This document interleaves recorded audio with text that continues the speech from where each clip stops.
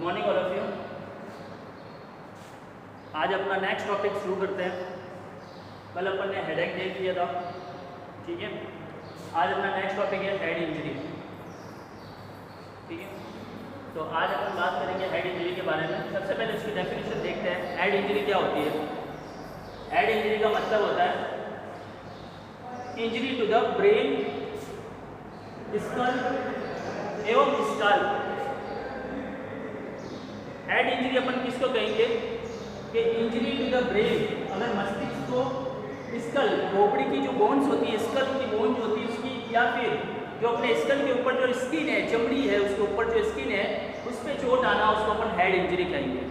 समझ में आया कि injury to the brain, skull और स्काल्प, या ऐसे कह सकते हैं ब्रेन, स्कल और स्काल्प की इंजरी को हेड इंजरी कहा जाता है, ठीक है। दोनों ही सही है कि ब्रेन, स्कल और स्काल्प की इंजरी को अपन हेड इंजरी कहते हैं। जैसे सिर पर चोट लगना, और यह चोट ब्रेन से सम्मिलित हो सकती है और नहीं भी हो सकती है ना, कि चाहे ब्रेन पे चोट लग भी सकती है या फिर स्कल या स्काल्प पे भी हो सकती है, कोई जरूरी नहीं कि ब्रेन को लगे, ठीक है। तो अपन चाहे स्किन के ऊपर जब मतलब कि जो अगर स्कल के ऊपर जो स्किन है अगर वहाँ भी कट लग गया तो भी अपन उसको हेड इंजरी कहेंगे, या ब्रेन की कोई जो स्कल की कोई बोन टूट गई है तो भी इसको अपन हेड इंजरी कहेंगे, या ब्रेन को चोट लग गई है तो भी इसको अपन हेड इंजरी कहेंगे। तो हेड इंजरी का मतलब होता है स्काल्प, चाहे स्कल या फिर ब्रेन की इंजरी होना हेड इंजरी कहलाता है, ठीक है। समझ में आया। नेक्स्ट इसके बाद बात करेंगे इसके टाइप की, कि हेड इंजरी के कितने टाइप होते हैं। तो उसकी चोट लगने की, जो जिस पे चोट लगती है उसके हिसाब से उसके टाइप भी गए, 3 टाइप की होती है। अगर ब्रेन को इंजरी होती है तो अपन उसको हेड इंजरी कहेंगे, चाहे स्कल की इंजरी हो चाहे स्काल्प की इंजरी हो। तो ये 3 तरह की होती है हेड इंजरी, ब्रेन इंजरी, चाहे स्कल इंजरी, चाहे स्काल्प इंजरी। स्काल्प का मतलब क्या होता है? जो स्कल के ऊपर स्किन है, ठीक है। तो चाहे तीनों में इंजरी होना या तीनों में से किसी एक में होना हेड इंजरी कहलाता है। समझ में आया कि तीनों में से चाहे एक में, चाहे 2 में या तीनों में इंजरी हो, चोट लग जाती है तो उसको अपन हेड इंजरी कहते हैं। समझ में आया। तो हेड इंजरी की डेफिनेशन देख ली कि इंजरी स्कल, ब्रेन और स्काल्प की इंजरी होना हेड इंजरी कहलाता है। इनमें चोट लग जाना हेड इंजरी कहलाता है। ये 3 तरह की होती है, ब्रेन इंजरी, स्कल इंजरी और scalp injury. Brain injury, skull injury और स्काल्प इंजरी, ये 3 तरह की होती है, ठीक है।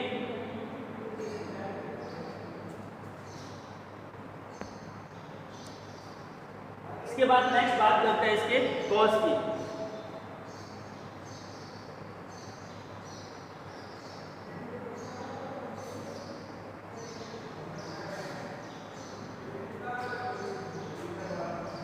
अब इसके बाद सबसे पहले बात करते हैं कॉज की। इसके नाम से पता चल रहा है कि ये इंजरी हुई है तो किससे होगी? चोट लगने से इंजरी, ट्रोमा की वजह से होगी, ठीक है। सबसे पहले कह सकते हैं क्या कॉज हो सकता है? एक्सीडेंट,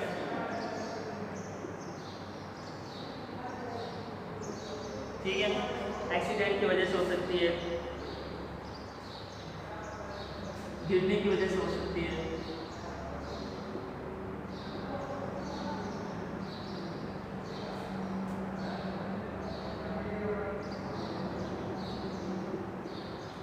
ठीक है। एक्सीडेंट की वजह से, गिरने की वजह से,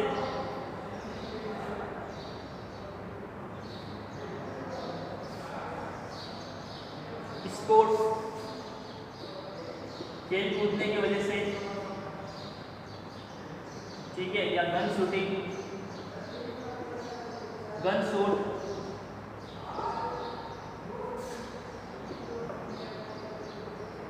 या blunt head trauma, blunt head trauma. Blood head trauma का मतलब क्या होगा? अपन किसी वस्तु से जाके जो है ना सामने सामने भिड़ंत हो जाती है ना, उसको अपन ब्लंट हेड ट्रॉमा कहते हैं। मतलब क्या होता है? मैं शीशे से टकराना या किसी वस्तु से डायरेक्टली जाके अपन टकरा जाते हैं सर से, उसको ब्लंट हेड ट्रॉमा कहते हैं। तो हेड इंजरी के कॉज क्या होते हैं? चाहे एक्सीडेंटल है, चाहे स्पोर्ट्स है, चाहे अपन कुछ खेल रहे हैं, या कोई गन शूट या लड़ाई वगैरह हो जाती है, किसी भी कारणवश अगर हेड, ठीक है, स्काल्प के ऊपर वाली चमड़ी, चाहे स्कल की बोन, चाहे ब्रेन को चोट पहुंच जाती है तो उसको अपन हेड इंजरी कहते हैं। ये 3 तरह की होगी, बता दिया मैंने। उसके बाद इसके कॉज देख लिए, इसके कॉज होते हैं, ठीक है, ये इसके कॉज है।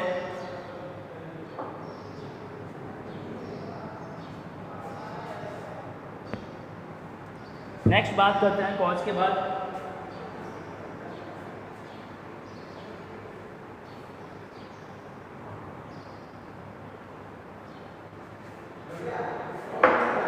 कॉज के बाद बात करते हैं इसके साइन एंड सिम्टम की। कॉज के बाद करते हैं इसके साइन एंड सिम्टम की बात करते हैं।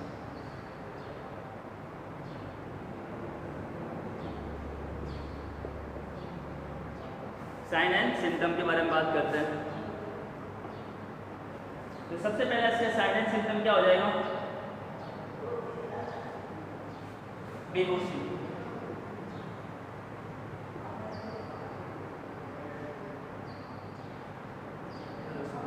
सबसे पहले आप देखो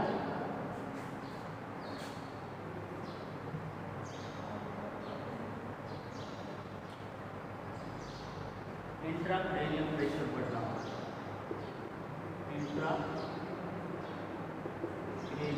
प्रेशर बढ़ना।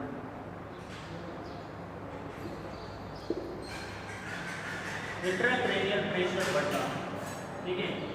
इंट्राक्रेनियल प्रेशर क्या होता है? आपने CSF पढ़ा होगा एनाटॉमी फिजियोलॉजी में, उसका एक प्रेशर होता है, ठीक है। अगर वो प्रेशर बढ़ जाए, नॉर्मल से ऊपर हो जाए, ठीक है, तो उसको अपन बोलेंगे इंट्राक्रेनियल प्रेशर 10 से 21 mmHg से अगर ज़्यादा हो जाता है तो इंट्राक्रेनियल प्रेशर बढ़ना, ठीक है, वो सबसे पहले देखा जाएगा उसके अंदर। Next, level of consciousness change होना, level of consciousness, level of consciousness change होना। मतलब अगर मान लो कि चोट लग जाती है, उसके बाद कई बार क्या होता है अपने को पता ही नहीं चलता अपन कहाँ है, या कभी कभार बेहोश हो जाता है, ठीक है, तो उसको बोलते हैं अपन लेवल ऑफ कॉन्शियसनेस जो है चेंज हो जाता है। चोट लगने के बाद होश नहीं रहता उसको, जिसको अपन बेहोश होना भी कह सकते हैं।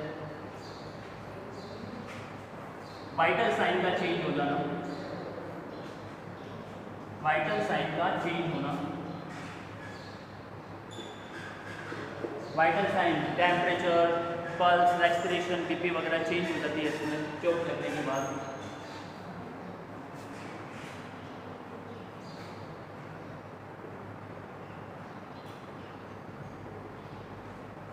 ब्रीथिंग पैटर्न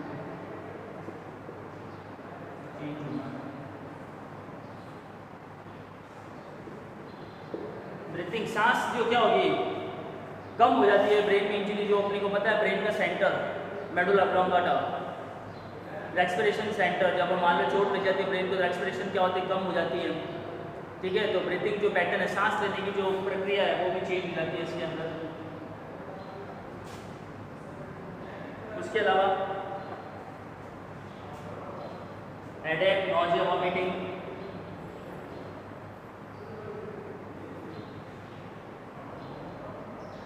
हेडेक है, नॉजिया है, वॉमिटिंग है, headache, nausea, vomiting, visual disturbance,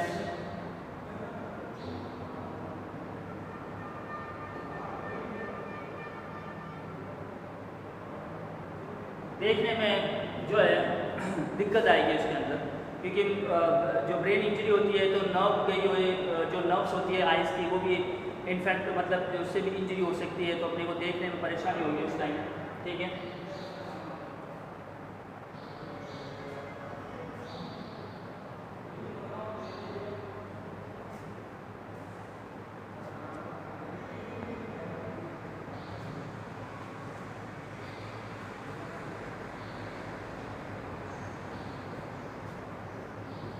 उसके अलावा है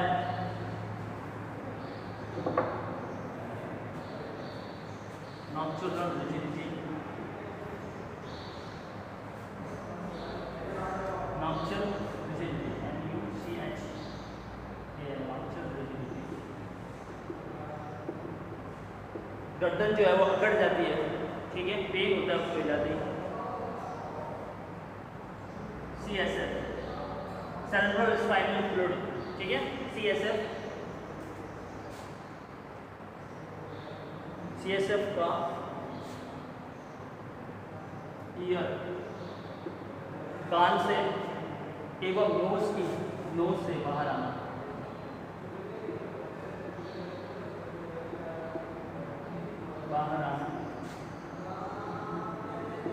ठीक है।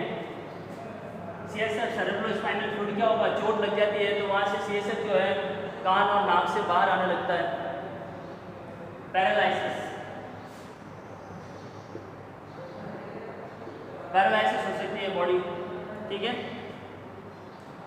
उसके अलावा सीजर, कान आ सकती है, सीजर्स है, वीकनेस है,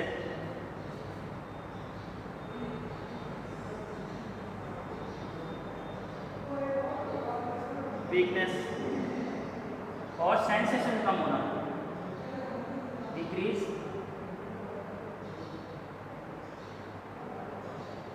सेंसेशन, ठीक है। तो ये इसके साइलेंट सिम्टम हो गया। चोट लगने से, ब्रेन की चोट, अपने को पता है कि ब्रेन जो है अपनी पूरी बॉडी को कंट्रोल करके रखता है। जब ब्रेन में इंजरी होती है तो पूरी बॉडी के सिस्टम अफेक्ट होंगे, ठीक है। मेन क्या होगा, लेवल ऑफ कॉन्शियसनेस, मतलब वो बेहोश हो जाता है, उसको पता नहीं चलता है वो कहाँ है, उसको किसी चीज़ का नहीं रहता है। उसके अलावा जो भी सेंसेशन की प्रक्रिया है, ठीक है, हेडेक होगा, दिखने में प्रॉब्लम होगी उसको, सभी बॉडी के सिस्टम जो अफेक्ट होंगे। सांस लेने में उसको तकलीफ होगी, सांस जो है रेस्पिरेशन धीमे हो जाता है, तो पूरी बॉडी के सिस्टम जो अफेक्ट होंगे। उसमें से कुछ खास मैंने साइलेंट सिम्टम बताए। तो मेन इंट्राक्रेनियल प्रेशर बढ़ जाना, ठीक है। जो CSF है सेरेब्रो स्पाइनल फ्लूइड का एक प्रेशर होता है, वो प्रेशर बढ़ जाता है, चोट लगता है, क्योंकि उसके अंदर इन्फ्लामेशन हो जाती है, और इन्फ्लामेशन होते ही अपने को पता है कि वहाँ पे WBCs और बहुत सारा फ्लूइड आ जाता है वहाँ पे, तो क्या होगा, वहाँ का प्रेशर बढ़ जाता है, ठीक है। तो ये उसके साइलेंट सिम्टम है।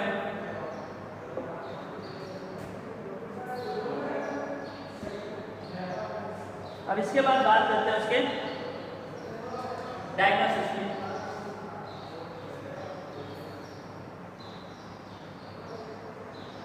इसके बाद बात करते हैं इसके डायग्नोसिस की।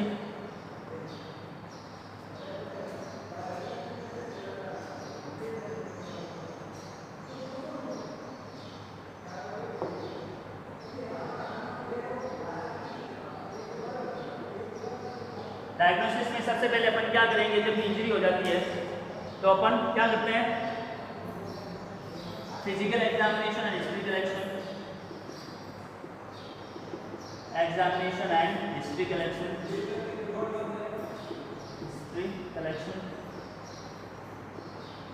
सबसे पहला। सेकंड बात करते हैं CT स्कैन, MRI,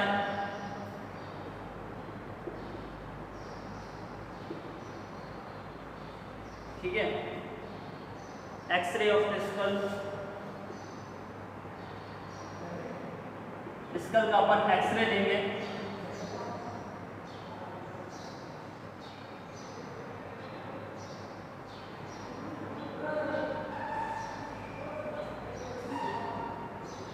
CBC, ठीक है, हीमोग्राम,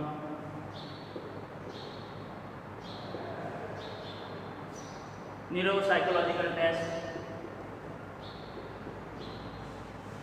न्यूरोसाइकोलॉजिकल,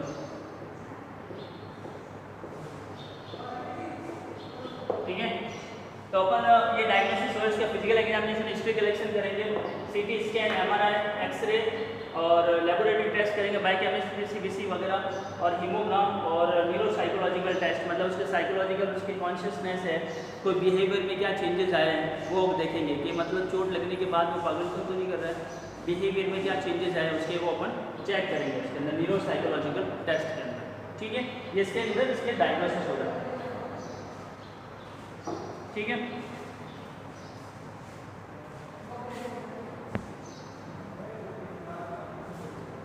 इसके बाद आता है इसका मैनेजमेंट के बारे में।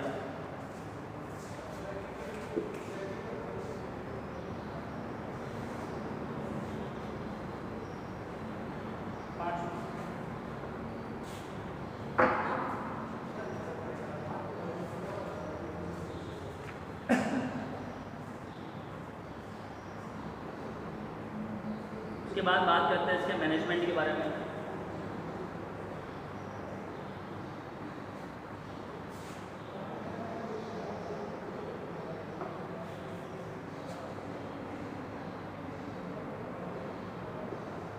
मैनेजमेंट में सबसे पहले मेडिकल मैनेजमेंट, ठीक है। तो मेडिकल मैनेजमेंट में अपन क्या करेंगे, देखो मेडिकल मैनेजमेंट में अपन क्या करेंगे, सबसे पहले कि उसके साइन एंड सिम्टम के अकॉर्डिंग उसको ट्रीट करेंगे। सबसे पहले चोट कहाँ लगी है, कितनी लगी है, उतना अपन को पता लगाएंगे पहले, कितनी सीवियरिटी है, उसके बेसिस पे उसका मैनेजमेंट होता है। तो सबसे पहले क्या होता है कि अपने को पता उसको ऑक्सीजन, जो चोट लगी है तो रेस्पिरेशन सिस्टम जो है डिप्रेस हो रहा है उसके अंदर, तो उसको अपन ऑक्सीजन वगैरह की जो है कमी को पूरा करेंगे, पर्याप्त ऑक्सीजन उपलब्धता करवाएंगे उसको, ठीक है। उसका हेड जो है एलिवेट रखेंगे, ठीक है। और टेम्परेचर वगैरह, वाइटल साइन वगैरह नोट करने हैं। उसके अलावा CSF उसका बढ़ चुका है तो उसको अपन क्या करेंगे, ऑस्मोटिक डायूरेटिक वगैरह देंगे। और एंटीकोगुलेंट्स वगैरह देंगे, जिससे क्या होगा, जो ब्लड का थक्का जम चुका है या फर्दर नहीं जम, उसको जो इंजरीज हुई है तो ब्लीडिंग वगैरह होती है, तो ब्लीडिंग क्या होती है, वहाँ एक जगह जाके जम ना जाए, थक्का ना बन जाए, उस वजह से क्या होता है, उसके लिए उसको रोकने के लिए भी एंटीकोगुलेंट्स वगैरह दी जाती है, ठीक है। तो इसका थोड़ा ध्यान रखना है। मेडिकल मैनेजमेंट कौन कौन से ड्रग देंगे, मैं भी इसकी पिक सेंड कर दूंगा आपको, वो आपको लिख लेना है। उसके बाद है नर्सिंग मैनेजमेंट। तो नर्सिंग मैनेजमेंट भी अपने उसके साइन एंड सिम्टम के अकॉर्डिंग ही उसका मैनेजमेंट करेंगे।